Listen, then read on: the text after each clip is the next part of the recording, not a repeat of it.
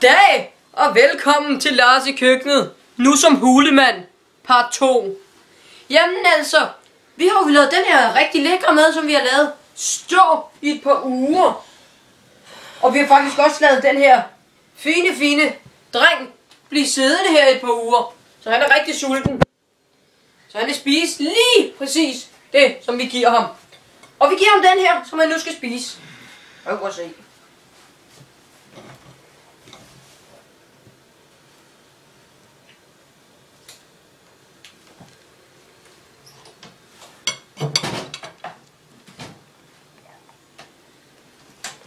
Smager den godt? Prøv at se ham, hvor han har det dejligt, hva'? Han er da i den 7. himmel. Det er han da. Ja, jeg synes, han skal prøve at tage en bid med. Han har ikke fået smøret med. Det er ærgerligt. Hvad smør med du på den der bid? Ja, det smager dejligt, ikke? Det tænkte jeg nok. Du skal ikke græde, vel? Det smager alt for godt, men du skal ikke græde.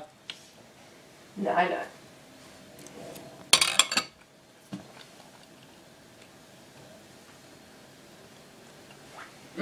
Hvad? Det var dejligt. Ja, slugte du? Og slug? Hvad? Ja. Ja, så er det overstået.